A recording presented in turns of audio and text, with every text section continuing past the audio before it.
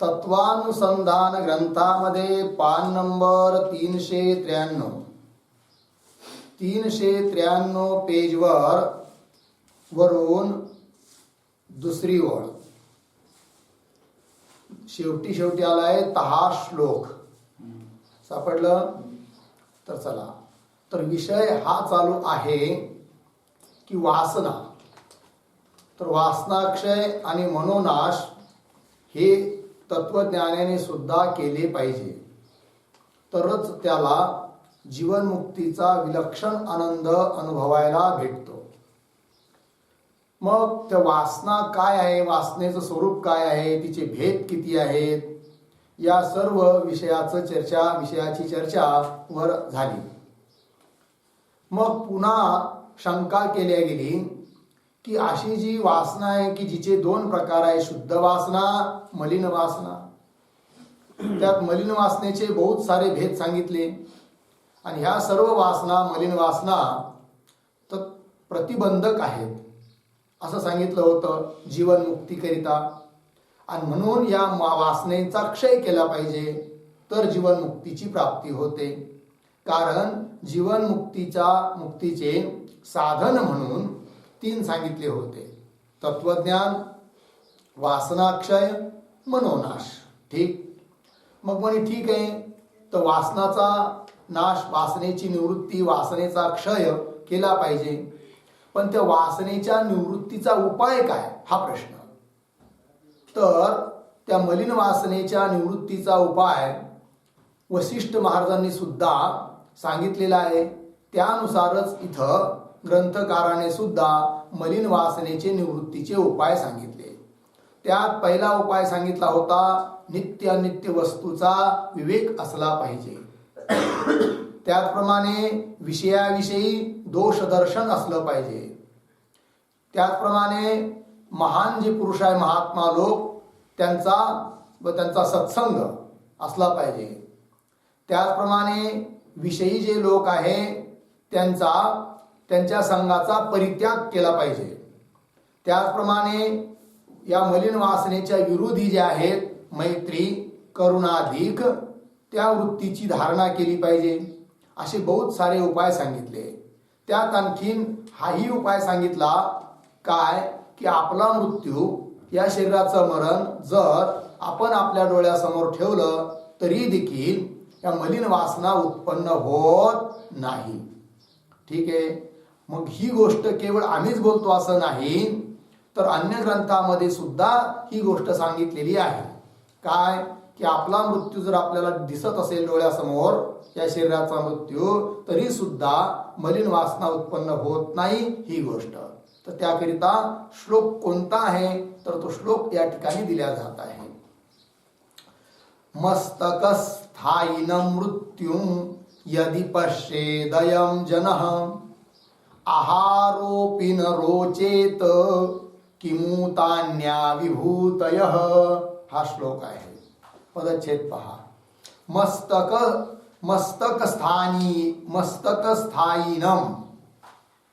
मस्तकस्थायिनं मृत्युं यदि पश्येत अयं जनः आहारः अपि न रोचेत किम उत अन्य विभूतयः. ठीक. अन्वय पहा. अयं जनः यदि मस्तकस्थायिनं मृत्युं पश्येत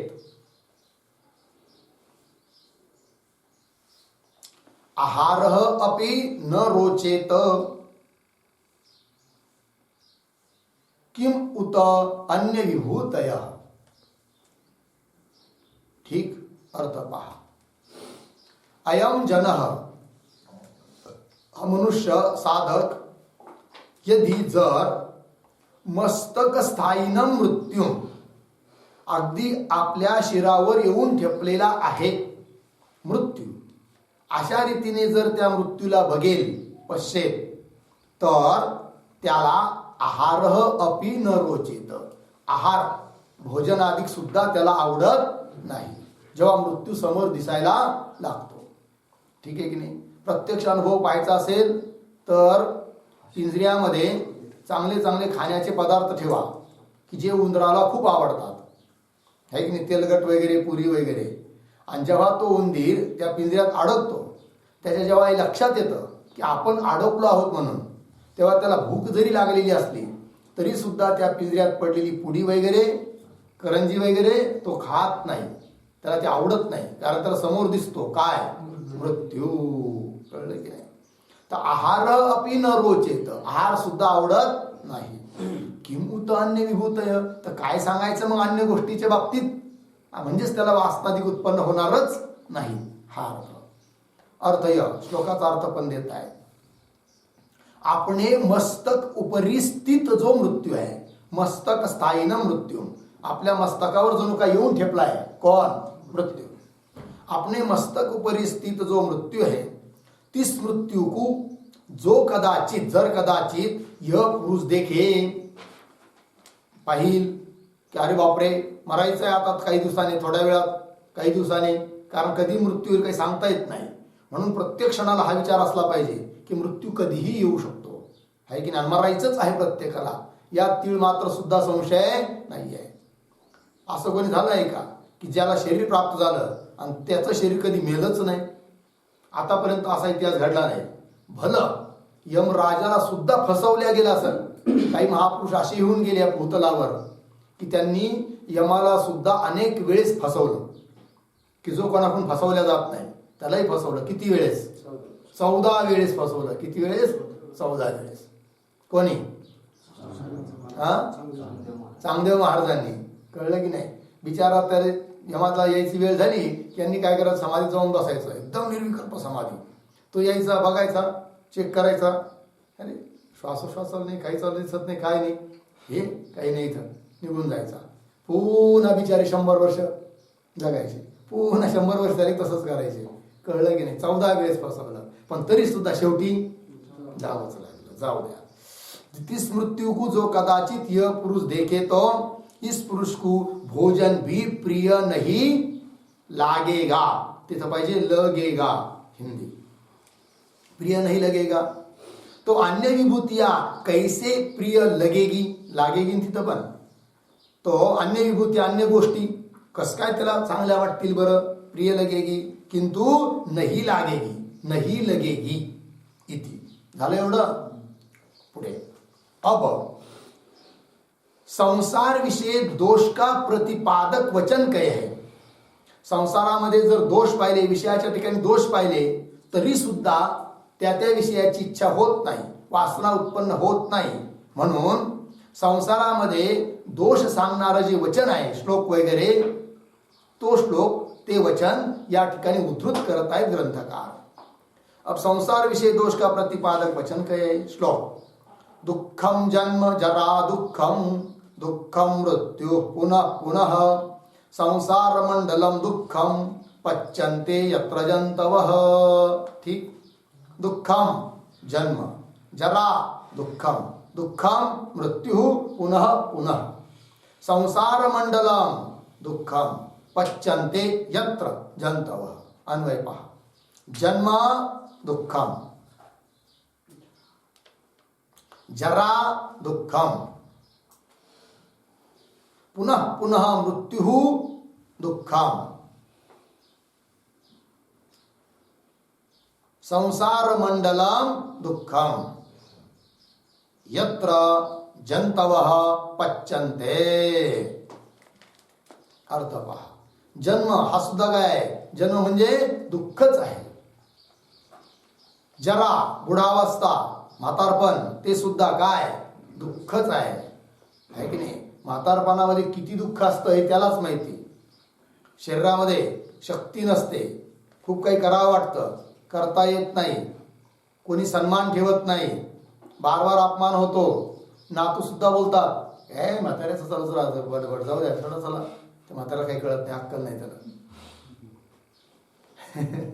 बघा, म्हाताऱ्याची सुद्धा अक्कल काढतात. कळलं की नाही, की ज्याच्या अकलीमुळे हा निर्माण झालाय.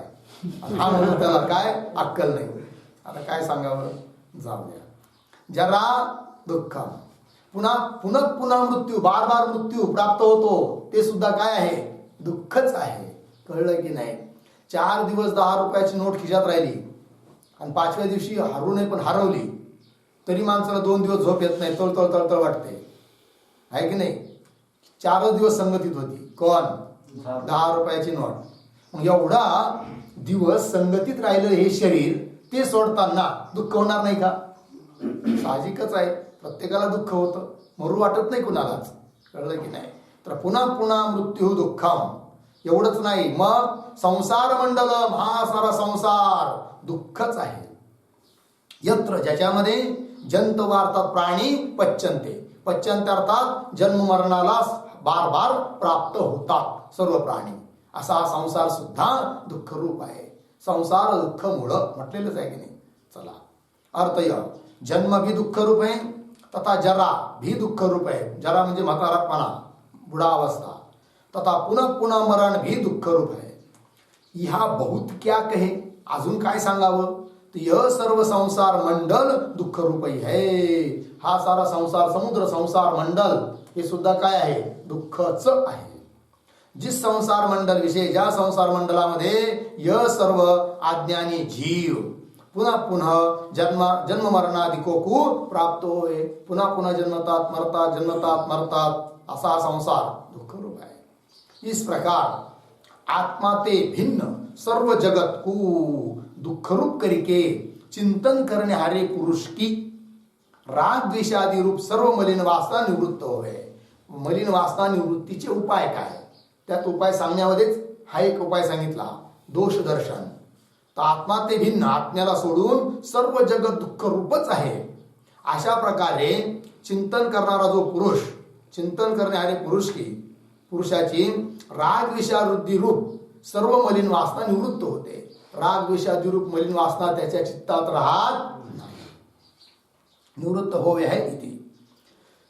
किंवा आणखीन उपाय सांगतात, विषय लंपट पुरुषों के संग का जो परित्याग है सो भी मलिन वासना की निवृत्ति द्वारा इस पुरुष के मोक्ष का साधन होवे है. ठीक आहे. जर आपण विषयी पुरुषामध्ये, विषय लंपट जे पुरुष आहे त्या पुरुषांच्या संगतीत जर राहिलो तर आणखीन आणखीन आणखीन मलिन वासना उत्पन्न होत राहतात हृदयामध्ये, संगतीचा परिणाम. म्हणून विषय लंपट पुरुषाच्या संगतीचा सुद्धा काय करायचा, परित्याग. विषय लंपट पुरुषों के संग का जो परित्याग है सो भी, तो त्याग देखील मलिन वासना निवृत्ती की द्वारा, त्याग केला तर मलिन वासना उत्पन्न होत नाही. आणि मलिन वासनेची निवृत्ती झाली तर निवृत्ती द्वारा इस पुरुष के मोक्ष का साधन आहे, या पुरुषाच्या मोक्षाचा साधन आहे. विषयी पुरुषाच्या संगतीचा त्याग देखील होय.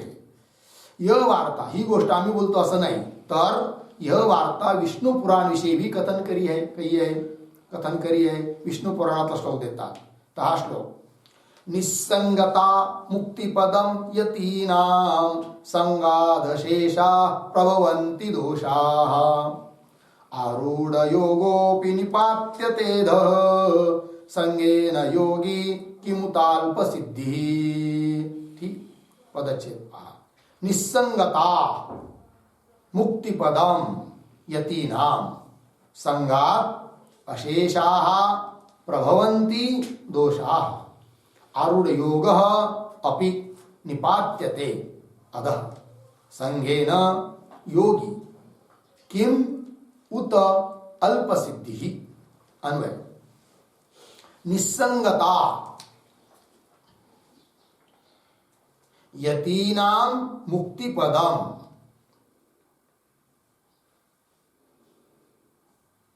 ठीक. पुढे, संगात अशेषाः दोषाः प्रभवन्ति,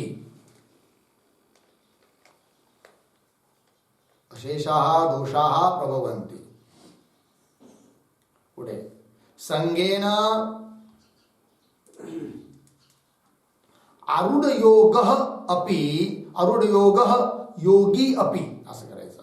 संगेन आरूढ योगः योगी अपि अधः निपात्यते किम उत अल्पसिद्धि। अर्थ पहा, निसंगता यतीनाम मुक्तिपदम. निसंग जर मनुष्य झाला आहे की नाही, संगरहित जर झाला तर तोच ती निसंगताच यतीनाम संन्याशांकरिता अर्थात ज्ञान प्राप्त करून घेण्याची ज्यांना इच्छा आहे अशा पुरुषांकरिता मुक्तिपद मुक्तीचा मार्ग आहे, मोक्षाचा मार्ग आहे, मोक्ष प्राप्तीचा. तर मोक्ष प्राप्तीचा मार्ग कोण? निसंगता. म्हणून जेवढं जेवढं आपण निसंग उसंग रहित होऊ तेवढं सुखाचे आविर्भाव अधिक होत जाणार.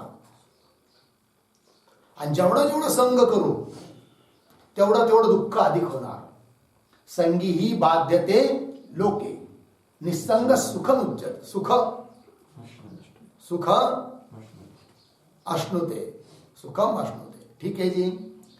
संगी ही बाध्यते लोके. जेवढा तुम्ही संग कराल तेवढा बाद दुःख होणार आहे.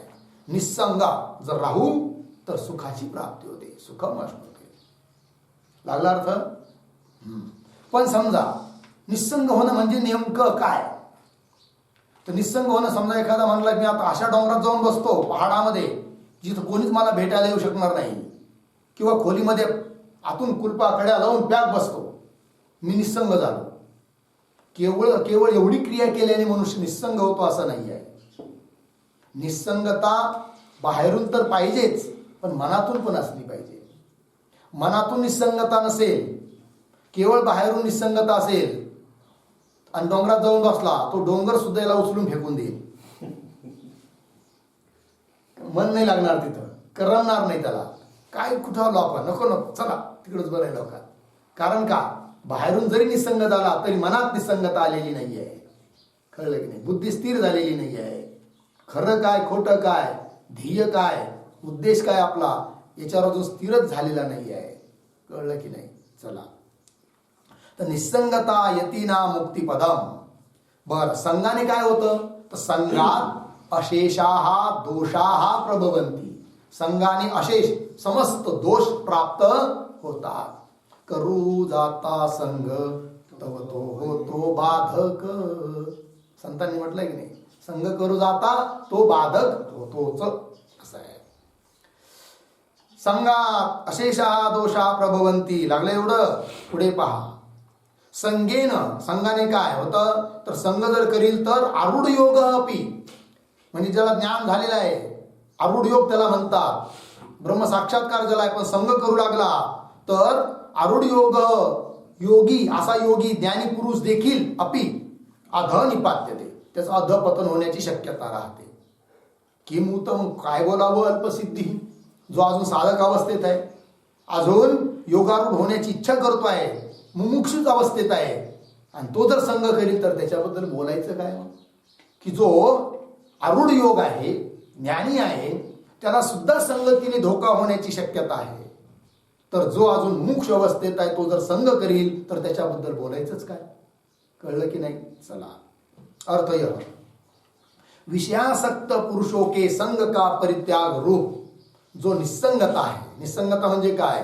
विषयासक्त समस्त पुरुषाच्या संघांचा परित्याग रूप जो निसंगता है.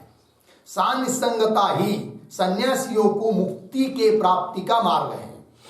मुक्तिपदम म्हटलंय की नाही, त्या संन्याशांना मुक्ति के प्राप्ति का मार्ग है, मोक्ष प्राप्तीचा तो मार्ग आहे. जिस कारण ते तीन विषयासक्त पुरुषों के संगते संगेन संगात अशेषा दोषा प्रभवंती म्हटलंय की नाही. तर जिस त्या कारणाने की तीन विषयासक्त पुरुषों के संगते, विषयासक्त पुरुषाच्या संगतीने इस पुरुष विषय, या पुरुषाच्या हृदयामध्ये राग द्वेष मोहाधिक सर्व दोष प्राप्त हुए. राग द्वेष मोह लोभ हे सारे दोष प्राप्त होतात. कळलं? हा. तीन मलिन वासना रूप दोषोने संगेन, मलिन वासना रूप दोषाने काय होईल? तर योगारूढ पुरुष भी अधपतन करीत आहे. योगारूढ पुरुष देखील, ज्ञानी पुरुष देखील कदाचित अधपतन होऊ शकतो, त्याचं पतन होऊ शकतं, अधपतन करीत आहे. तो योगारूढ होने की इच्छा वाला पुरुष अल्पसिद्धी, योगारूढ होण्याची इच्छा आहे, ज्ञान प्राप्त होण्याची इच्छा आहे, अजून झालेलं नाही आहे. योगारूढ होने की इच्छा वाला पुरुष क्यों नहीं अधपतन करिएगा, त्याचा अधपतन का बरं होणार नाही, अर्थात होईलच. इति लगला अर्थ. किंवा इस तत्ववेत्ता पुरुषने सर्व प्रकार, आणखीन उपाय, किंवा इस तत्ववेत्ता पुरुष ने सर्व प्रकार से विषय लंपट पुरुषों के संगते रहित होना, यह वार्ता अन्य ग्रंथ विषय भी कही है. आत्ता जी सांगितलेली गोष्ट आहे की आम्हीच आमच्या मनाने बोलतो असं नाही, तर विषयालंपट पुरुषाच्या संगतीपासून पूर्ण रूपाने अलग व्हायचं आहे, संघ सोडून द्यायचा आहे त्या लोकांचा, ही गोष्ट अन्य ग्रंथामध्ये देखील सांगितलेली आहे. तत्ववेत्ता पुरुष ने सर्व प्रकार ते विषय लंपट पुरुषों के संगते रहित होना, यह वार्ता अन्य ग्रंथ विषय भी कही आहे. म्हणून म्हटलंय की नाही, काय ब्रह्मचारी असेल, साधक असेल, मुमुक्षु, तर त्याने घरी सुद्धा जास्त काळ राहायचं नाही, शक्यतो जायचंच नाही, आहे की नाही. दिवाळी नाही, दसरा नाही, कोणाचा जन्माला जायचं नाही, मृत्यूला जायचं नाही, आणि कोणाच्या लग्नाला जायचं नाही, बारशाला जायचं नाही. सरळ सांगायचं, आता आम्ही काय झालो आहे, बाबा झालो आहे, बाबा. आणि बाबा लोकांचं काय काम असतं तुमच्यामध्ये, ठीक आहे. तुम्हाला लयच भेटायची इच्छा असेल आई वडिलांना तर या एखाद दिवस, किंवा आई वडील म्हातार झाले असेल तर वर्षातून एखाद दिवस जायचं, लय झालं तर आई वडील आहे तोपर्यंतच, नंतर भाऊ भावजाकडे अजिबात जायचं नाही, आहे की नाही. आणि ते बी आई वडिलांकडं लय मुक्काम नाही करायचा, किती वेळ, एक अर्धा तास राहायचं फक्त, जायचं दर्शन घ्यायचं आणि निघून यायचं, लय झालं तर एक दिवस. पण काही काही लोक घरी जाऊन बसतात, लॉकडाऊन लागलं घरी जाऊन बसतात. मग घरी जाऊन बसतात तर त्यांचं अन्न खाऊन खाऊन त्यांच्या संगतीत राहून राहून तेही तसेच होऊन जातात. मग ती काय अडकून टाकतात, लग्न करून टाकतात. असे कितीतरी उदाहरण घडले की नाही या 2 वर्षात, नाही घडले का. चला मग. किंवा अन्य ग्रंथ विषयी भी काही आहे. हा श्लोक, तस्माच्चरेत वै योगी सताम धर्म मगर्रयन. थोडं काय, जना यथावमन्येरन गच्छेयुर्नैव संगती. फार महत्वाचे श्लोक आहे सारे बरं का, पदच्छेद पहा. तस्मात् चरेत वै योगी सताम धर्मम अगर्हयन जनाः यथा अवमन्येरन गच्छेयुः न एव संगतिम. अन्वय, तस्मात् योगी सताम धर्मम अगर्हयन चरेतो यथा जनाः अवमन्येरन. अवमन्येरन, ठीक. संगतिम न एव गच्छेयुः. संगतिम न एव गच्छेयुः, ठीक. अर्थ पहा. तस्मात, तस्मात म्हणजे विषयी पुरुषांचा संग अत्यंत बाधक आहे म्हणून. तस्मात योगी, योगी अर्थात तत्ववेत्ता पुरुष, साधक, त्याने काय करावं. सताम धर्मम, सज्जन पुरुषांचा जो धर्म आहे, श्रेष्ठ पुरुषांचा जो धर्म आहे, त्या धर्माला अगर्हयन, दूषित होऊ न देता, आहे की नाही, चरित वर्तन करावं, असं वागावं की जेणेकरून सज्जन पुरुषाचा जो परंपरेने चालत आलेला धर्म आहे त्यालाही बाध येणार नाही, आणि असं वागावं की जेणेकरून विषयी लोकही जवळ येणार नाहीत, असं आचरण करावं. तेच दिलंय पुढं. सताम धर्मम अगर्हयन म्हणजे दूषित होणार नाही, अशा रीतीने वर्तन करावं.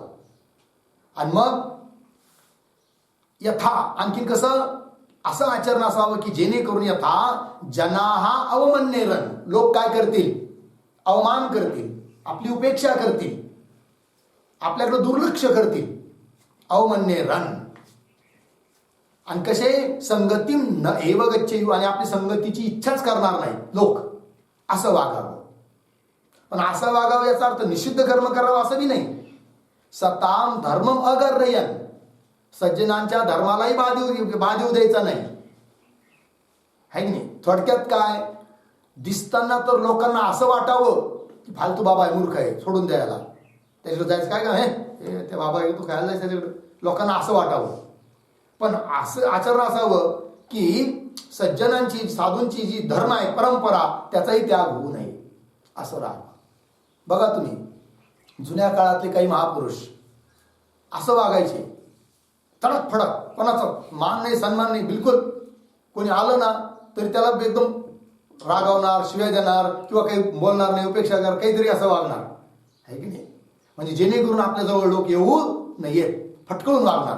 मग लोक म्हणतात नको बोलाय, तामसी लय फटकळ तोंडाची व्हावं, नको तिकडे जायला, आहे की नाही. आतूनच त्यांच्या हृदयात दया असते आणि ते बिलकुल तत्वज्ञानी आहेत. पण असं का वागतात ते, की लोक जर लयच प्रेम दिलं, लयच मऊ वागलं ना, लोक तुमच्या डोक्यावर येऊन बसणार, आहे की नाही. असंही होता कामा नाही, म्हणून ते तसे वागतात. जुने काही काही महापुरुष असे दिसून येतात, ठीक आहे की नाही. एकदा एका महात्म्याने अनुभव सांगितला की एक जण एका साधूच्या भेटीला गेला, आणि गेल्यानंतर, कारण कीर्ती ऐकली होती की लयच मोठे साधू आहे, विरक्त आहे, जीवनमुक्त, ज्ञानी आहे, गेला बिचारा श्रद्धेने दर्शनाला गेला, त्यांच्या खोलीत गेला, 2 मिनिटं बसला आणि लगेच उठून गेला निघून. आणि लगेच त्याची विपरीत भावना झाली, आहे चुकीच्या ठिकाणी आपण गेलो, लोकांनी आपल्याला उलटं सांगितलं, म्हणे जायला नाही पाहिजे होतं. हा भ्रमच झाला त्याला. तसं नव्हतं, तो साधूच होता, जीवनमुक्त महात्मेच होते. परंतु काय महात्मा केली काही सांगता येत नाही. त्यांनी काय करून ठेवलं होतं, आपली जी खोली होती ना, अशी कपाट वगैरे, तिथं अशा रिकाम्या बाटल्या आणून ठेवल्या होत्या, सापडून इकडून तिकडून, कशाच्या, दारूच्या रिकाम्या. त्याच काही घेणं देणं काही नाही, उगा अशाच. आणखी सिगरेटची पाकिट रिकामी, पित नाही, काही नाही, पण उगा असे सापडून सुटणं असे आणून ठेवले. त्या जो माणूस आला दर्शनाला, त्याने बघितलं, अरे दारूच्या बाटल्या, सिगरेटचे पाकिट, हे नको माहिती, गेला निघून, कळलं की नाही. मग आता बघा त्यांनी काय केलं त्या महात्म्याने, सताम धर्म अगर्यन, म्हणजे पिला नाही स्वतः ना, पित नाही, सिगारेट नाही, दारू नाही, म्हणजे सज्जनाचा जो धर्म आहे त्यालाही बाध येऊ दिला नाही. आणि असा वागला की जेणेकरून लोकही जवळ येणार नाही, संगतीची इच्छा करत नाही, कळलं की नाही. चला, काही काही महात्मे शिव्या देतात, आहे की नाही. चला, यद्यपि शिव्या देणं काही चांगलं नाही, परंतु ते त्यांचं भावना बनून जाते की लोक आपल्याजवळ येऊ नये, येण्या केल्या प्रकारे, दुसरं काही नसतं त्याला तात्पर्य, कळलं की नाही. जयराम बाबा खूप बोलायचं म्हणतात, पाहिले की नाही तुम्ही त्यांना, पाहिले का, कोणी पाहिले नाही, नाही बघितलं. योगेश महाराज पाहिलं की नाही, नाही पाहिलं, अरे वा, कमालच झाली. चला, कोई कोई पागल जैसा फटे फुटे कपडे, हाँ कोई ऐसे रहते काय, चातुर्य पवी महत्व हरवी, विषयपण मिरवी आवड होणी. ज्ञानेश्वर महाराज ने कहा है, अपने चातुर्थ अपना ज्ञान छिपके रखते हैं, चातुर्य लपवी, अपना महत्वपना प्रकट नहीं होने देते, महत्व हरवी, पिसेपन वेडे जैसे रहते, पागल जैसे, एक मलिन कपड़ा फटा हुआ, इधर केस, वो कैसा भी रह रहे, कुछ भी खा रहे, कोई पानी पी रहे, क्या का भी, लोगों को लगता है चलो जाने दो. ज्यांनी अवज्ञाची करावी, ज्यांनी अवज्ञाची करावी, सोयेची न धरावी, असं काहीतरी आहे. चला जाऊ द्या. अर्थ यह, श्लोकाचा अर्थ देव राहिले.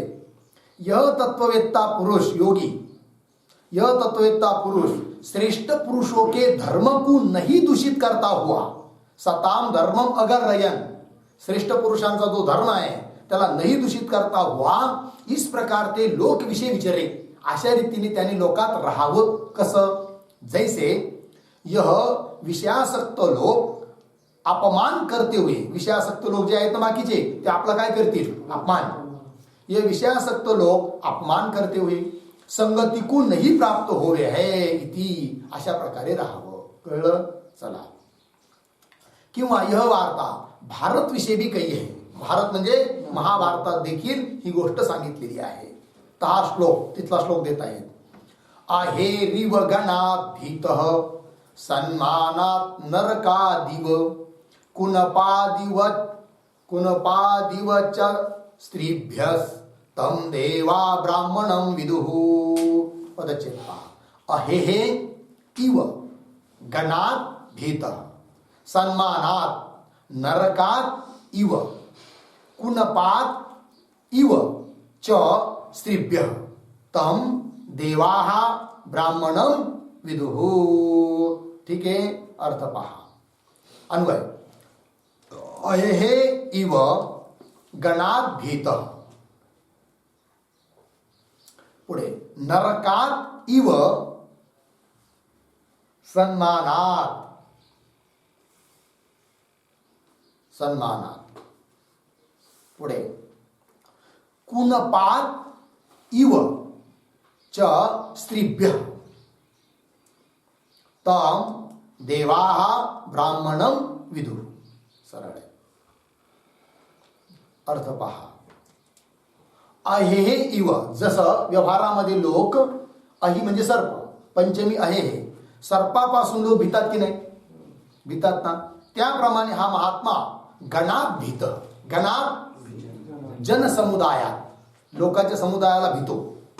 का बरं? तिथे गेल्यावर मला मारतील अशी भीती वाटते का? असं नाही. संग नको. कळलं की नाही? गणात भीत. पुन्हा नरकात इव, जसे बाकीचे लोक नरकापासून घाबरतात, नरकात जायची पाळी येऊ नये बुवा, घाबरतात, त्याप्रमाणे हा महात्मा सन्मानात भीत. सन्मान होऊ नये, आपला मान होऊ नये. नको बाबा, तिथं आपले गेल्यावर मान सन्मान करतात.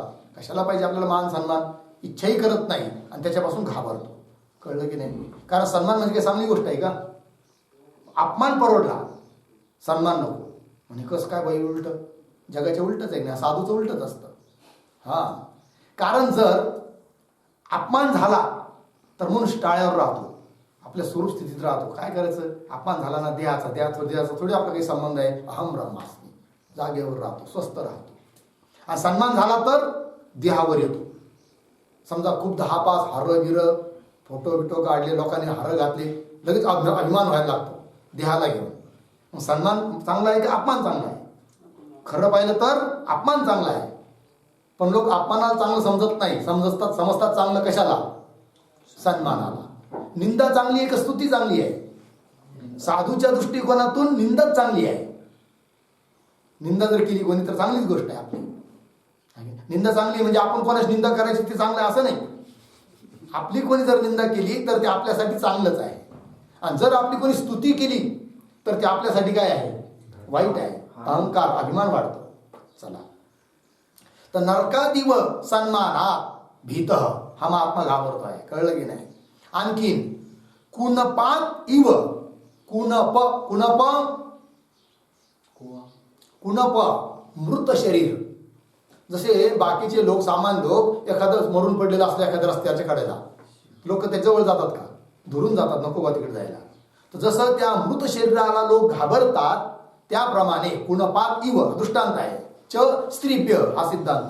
तसा हा महात्मा स्त्रियांना घाबरतो, आहे की नाही? स्त्रीच्या संगतीत जात नाही, स्त्रीपासून दूर राहतो. कळलं? स्त्रीभ्य असा जो कोणी महात्मा आहे, तम त्याला देवाहा ब्राह्मण विदुः. देवता लोक त्याला ब्राह्मण समजतात, अर्थात जीवनमुक्त समजतात, ज्ञानी समजतात. आहे की नाही? चला, अर्थ यह जैसे देहाभिमानी पुरुष, सामान्य लोक सर्पते भयकू प्राप्त होवे, सर्पापासून काय होतात? भीतात, सापाला घाबरतात. तैसे जो विद्वान पुरुष लोगों के समूहते भयकू प्राप्त होवे, गणात भीत, लोकांच्या समूहापासून भीतीला प्राप्त होतो हा महात्मा. और जैसे लोक नरकते भयकू प्राप्त होवे, नरकापासून भीतात की नाही ना लोक, त्याप्रमाणे जो विद्वान पुरुष सन्मानते भयकू प्राप्त होवे, म्हणजे सन्मानाला घाबरतो, त्याच्यापासून 4 पावलं दूर राहतो. सन्मानापासून, मान सन्मान ते भयकू प्राप्त होवे. और जैसे लोग मृतक शरीर ते कुनपात, मृतक शरीर ते भयकू प्राप्त होवे सामान्य लोक, तैसे जो पुरुष स्त्रीजनो ते भयकू प्राप्त होवे, स्त्रियांच्या संगतीत जात नाही, तिस विद्वान पुरुष को देवता ब्राह्मण कहे. अशा त्या विद्वान पुरुषाला, ज्ञानी पुरुषाला देवता लोक काय म्हणतात? ब्राह्मण शब्दाने बोलतात, ब्राह्मण शब्दाने उल्लेख करतात. अर्थात जीवनमुक्त काय? ब्राह्मण म्हणजे तो जीवनमुक्त आहे, हा त्याचा अर्थ. किंवा यह उक्त अर्थ स्त्री भागवत विषयी भी कया आहे की नाही. भागवत ग्रंथामध्ये देखील सांगितलेला आहे श्लोक. संगम त्यजेत मिथुन व्रतीना मुमुक्षुः सर्वात्मना न विसृजेत बहिरिंद्रियाणि एकश्चरन् रहसि चित्तमनंत ईशे युंजीत तद्वतीषु साधुषु चेत प्रसंग. पदच्छेद नंतर अन्वय. संगम त्यजेत मिथुन व्रतीनां मुमुक्षुः सर्वात्मना न विसृजेत बहिः इंद्रियाणि एकः चरन् रहसि चित्तम अनंत ईशे युंजीत तद्वतीषु साधुषु चेत प्रसंग. ठीक. अन्वय पहा. मुमुक्षुः सापडलं का? पहिल्या पादातच आहे शेवटी. मोक्षुः. त्याच्या माग मिथुन व्रतीनाम सुरुवातीला संगम, पुढे सर्वात्मना, मागे त्यजेत, दुसरा शब्द आहे त्यजेत. झालं काय? वाक्य झालं. मोक्षो मिथुन व्रतीनाम संगम सर्वात्मना त्यजेत. ठीक.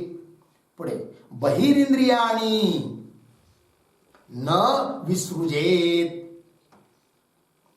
बहिरिंद्रियाणि न विसृजेत. पूर्वार्ध झाला. आता उत्तरार्ध. एकः रहसि चरन्. एकः रहसि चरन् चित्तम अनंत ईशे युंजीत. चित्तम अनंत ईशे युंजीत. झालं. पुढे शेवटचा शब्द प्रसंगः चेत तद्वतीषु साधुषु. तद्वतीषु साधुषु. ठीक आहे. अर्थ पहा.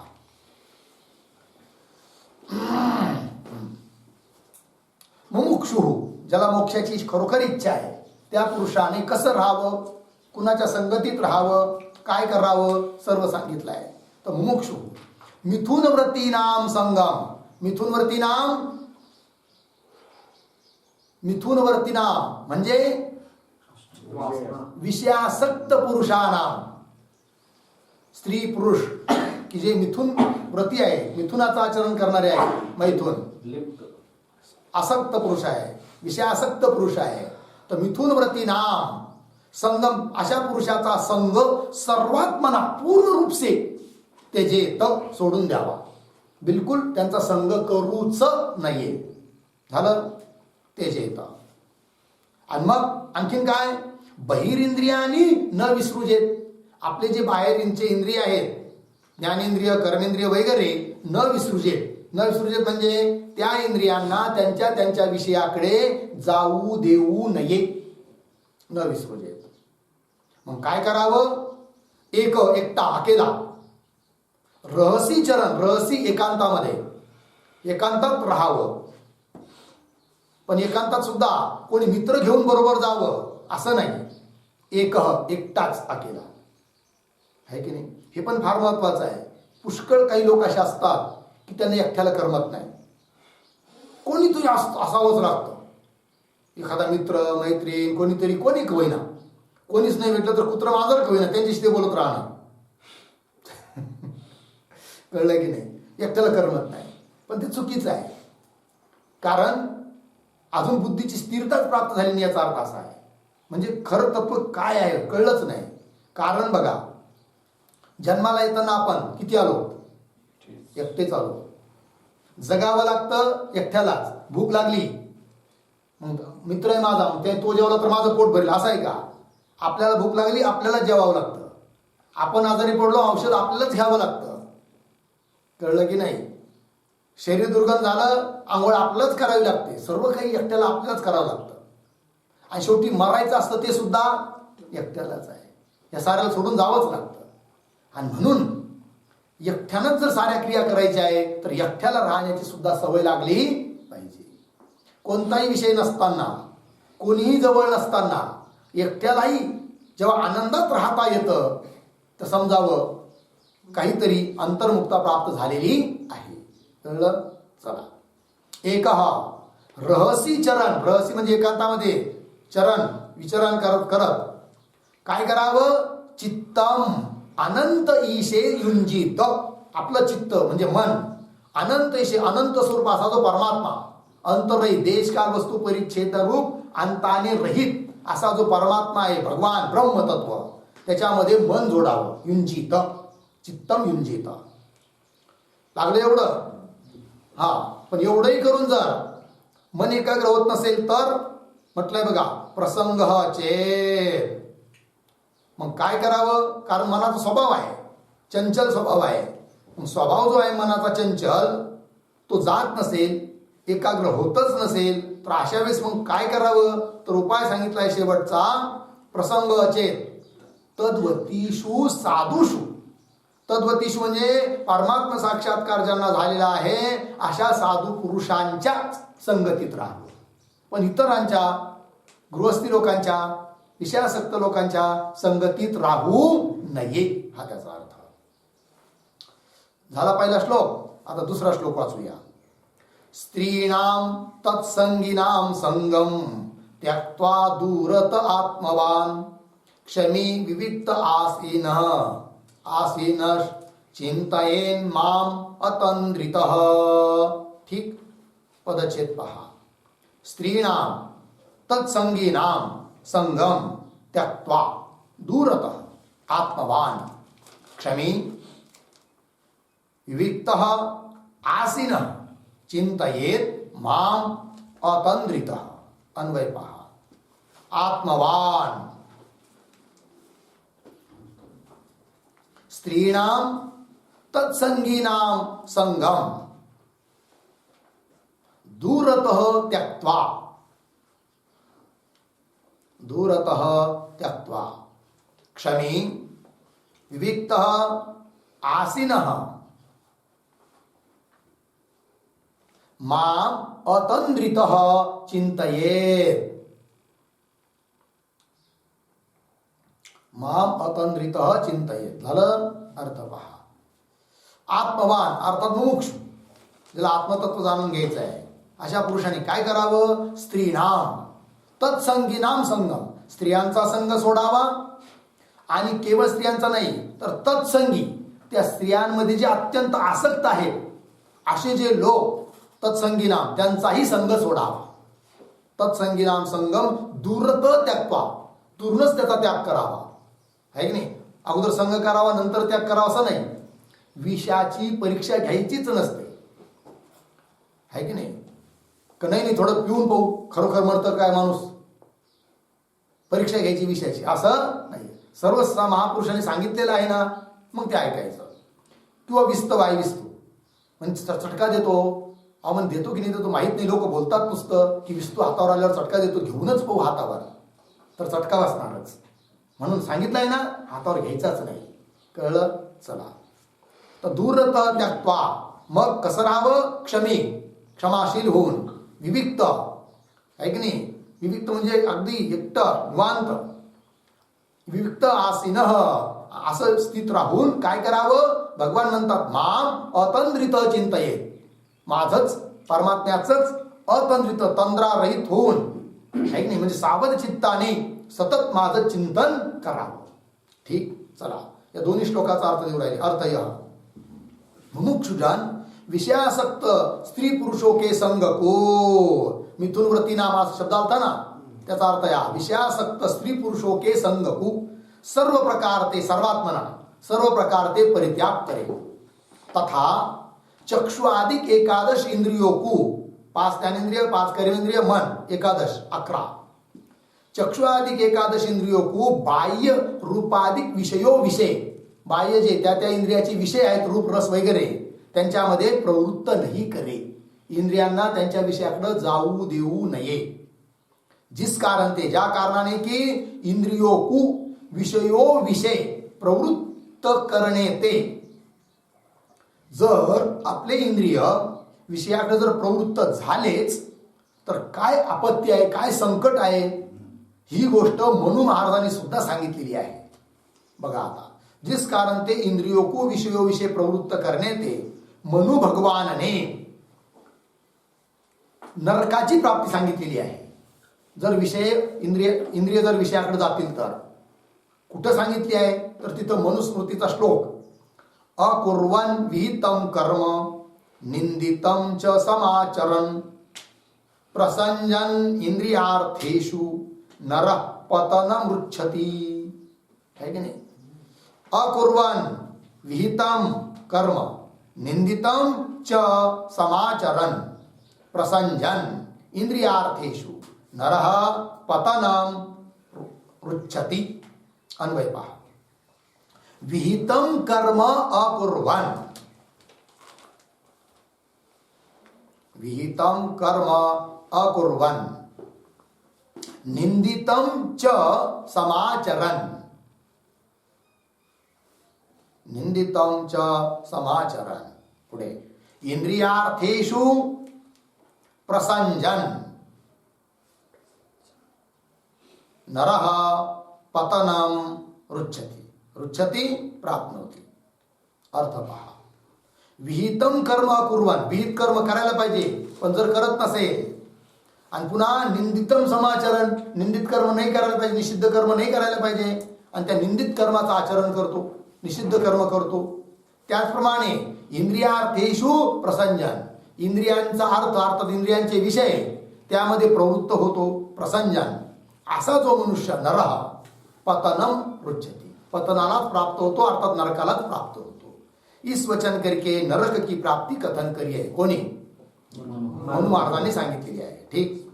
किंतु मग काय करावं या मुमुक्षुने, तर सांगतात किंतु य मुमुक्षुजान, ठीक आहे ना, आत्मवान. दुसऱ्या श्लोकामध्ये नाही, पहिल्या श्लोकामध्ये अर्थ चालू आहे.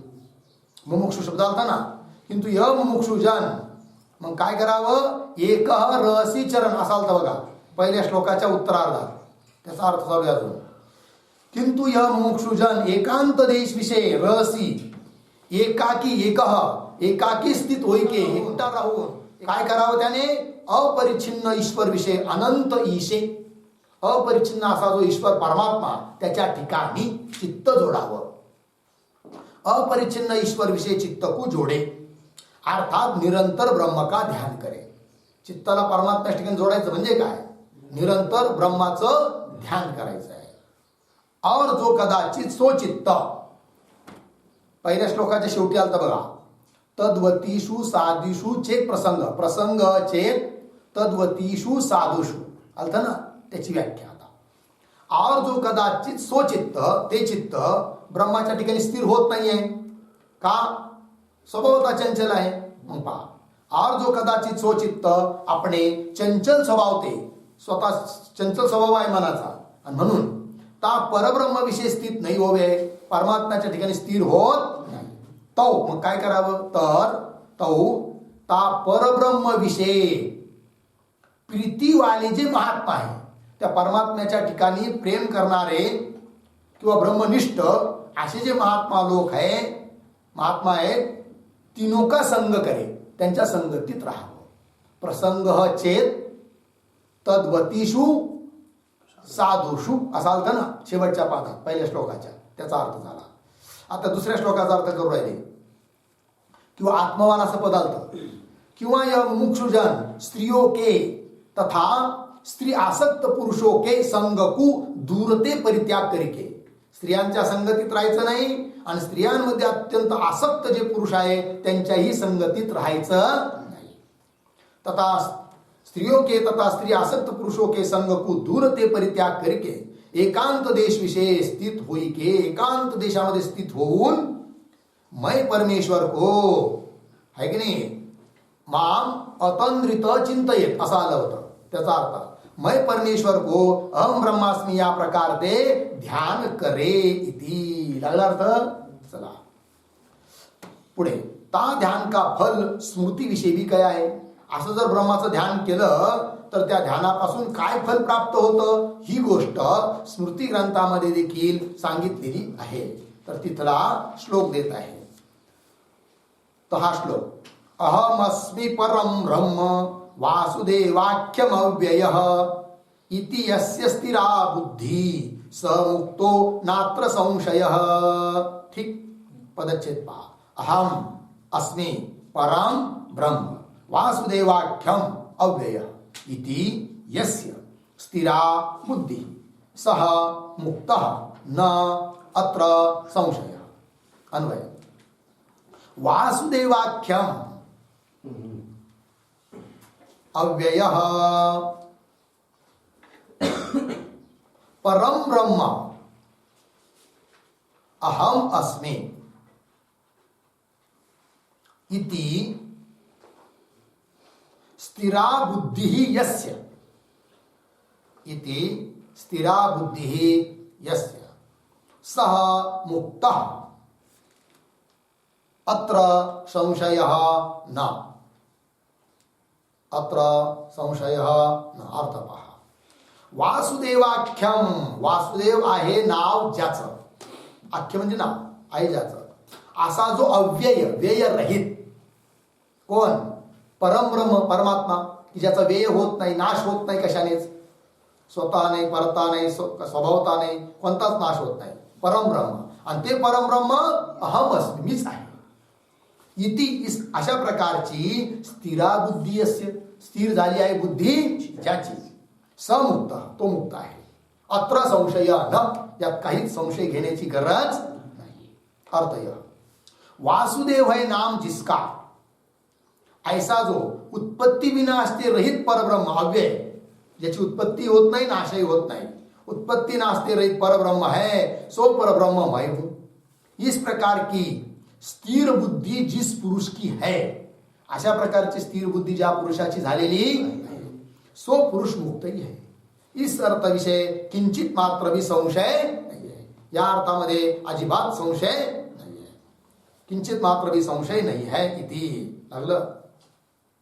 किंवा यह ब्रह्म ध्यान का फल विष्णु पुराण विषय भी यमराज ने मृत्यू के प्रती कहा है.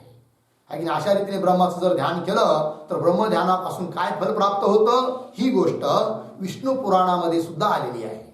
तिथं प्रसंग आहे की यमराजाने मृत्यूला सांगितलेला आहे. ठीक आहे. तिथलाही श्लोक देतात. हे सारे श्लोक लिहून काढायचे पाठ करायचे आणि कुठला कोणता श्लोक कुठला आहे याचं जर सांगितलेलं असेल तर तेही ध्यानात ठेवायचं आहे की नाही. नंतर मग काय म्हणणार लोक बाप रे बाप काय अभ्यास महाराजांचा विष्णू पुराण आत्मपुराण सारच वाचलं यांनी. कधी इकडचा श्लोक कधी तिकडचा श्लोक कधी तिकडचा श्लोक. बापरे. आणि त्यांना काय माहिती टाकापुरतं रामायण म्हणून.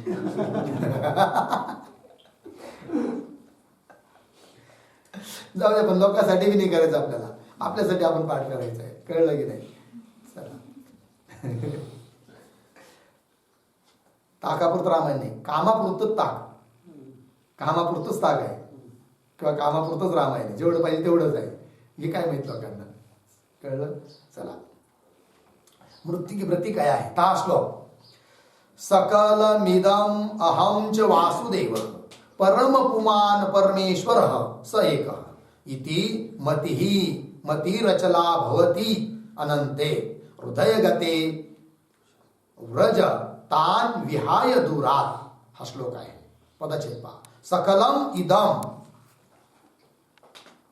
अहम च वासुदेव परम पुमान परमेश्वर स एक इति मतिः अचला भवति अनंते हृदयगते व्रज तान विहाय दूरत. ठीक. अन्वय पहा. सकलम इदम च अहम वासुदेव परम पुमान परमेश्वर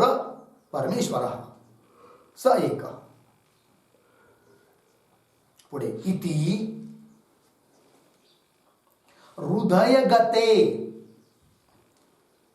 अनंते मतिः अचला भवति. अचला भवति झालं एवढं. तान दूरात विहाय,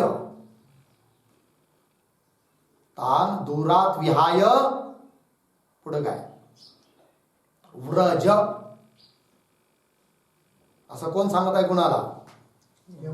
यमराज सांगत आहे मृत्यूला की हे मृत्यू तू कुठं जायचं आणि कुठं जायचं नाही. सांगतात की सकलम इदम, हे सर्व काही समस्त जगत, च आणि अहम मी सुद्धा वासुदेव आहे, परमात्माच आहे की नाही. आणि तो वासुदेव परम पुमान परमेश्वर, सर्वात श्रेष्ठ असणारा पुरुष स्वरूप परमेश्वर स एक, तो एकच आहे, तोच मी आहे. इति अशा स्वरूपाची हृदयगते अनंते, हृदयामध्ये विद्यमान असणारा जो अनंत स्वरूप परमात्मा त्याच्या ठिकाणी मती अचला भवती, ज्याची बुद्धी स्थिर झालेली आहे परमात्म्याच्या ठिकाणी. अशा जो कोणी महात्मा स्थिर बुद्धीचा, तर यमराज सांगतात मृत्यूला, असा जो कोणी महात्मा आहे तान दुरात विहाय, त्याला दूरच नमस्कार करायचा, त्याच्यापर्यंत जायचं नाही. हे मृत्यू त्याच्यापर्यंत जायचं नाही, तो आहे नाही. तान दुरात विहाय व्रज, त्याला दूरनच त्याला सोडून निघून जा, अर्थात त्याच्याकडे जाऊ नको, असं मृत्यूला सांगत आहे कोण? यमराज. अर्थ पहा. यह सर्व जगत तथा मैं वासुदेव रूप ही है. सो वासुदेव परम पुरुष है तथा परमेश्वर है तथा एक अद्वितीय है. इस प्रकार की अचल बुद्धि जिन पुरुषों की, अशा रीतीची अचल, चलायमान नाही आहे, स्थिर झाली आहे बुद्धी. अचल बुद्धी जिन पुरुषों की झाली आहे कुठं? हृदय देश विषय स्थित परमात्मा विषय होवे. हृदयामध्ये स्थित असणारा जो अनंत स्वरूप परमात्मा, त्याच्या ठिकाणी ज्याची बुद्धी मी रूपाने स्थिर झालेली आहे. हे मृत्यू तीन पुरुषों को तुमने दूरते परित्याग करके चलना, असं यमराज सांगत आहे कुणाला? मृत्यूला.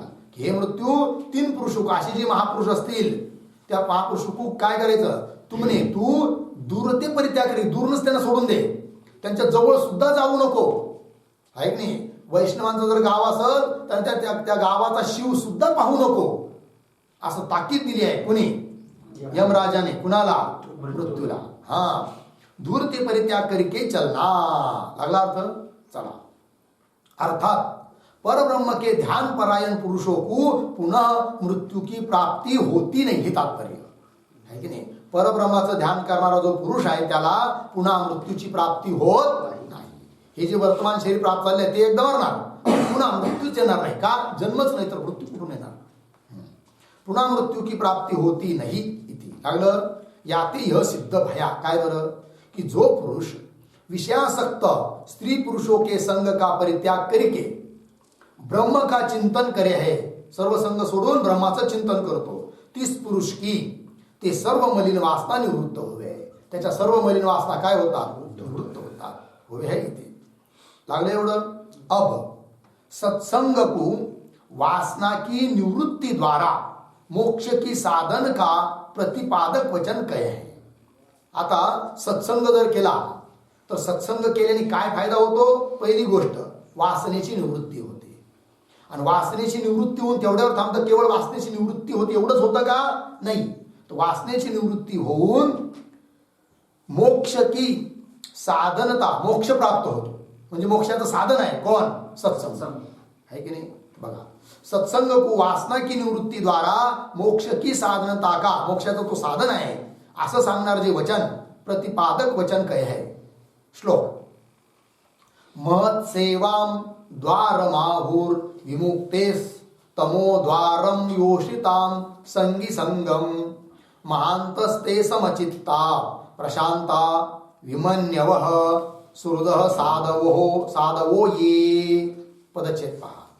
महत् सेवाम द्वारम अहुः विमुक्ते तमोद्वारम योषिताम संगी संगम महांतः ते समचित्ताः प्रशांताः विमन्यवः सुहृदः साधवः ये. आता अन्वय पहा.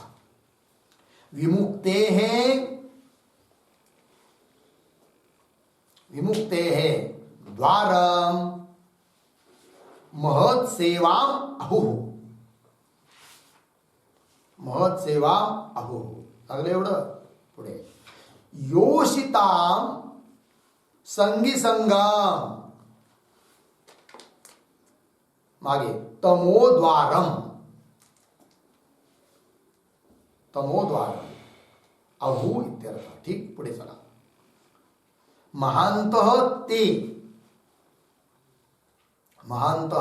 ते शेवटचा शब्द बघा. ये मध्ये समचित्ताः प्रशांताः विमन्यवः सुहृदः साधवः. ठीक. अर्थ पहा. तर विमुक्ते हे द्वारम. विमुक्ते अर्थात मोक्षाचं द्वार दरवाजा कोणता आहे. महत् सेवा महापुरुषांचा संघ मोक्षाचं द्वार आहे. अहू. और योषिताम संगी संगम.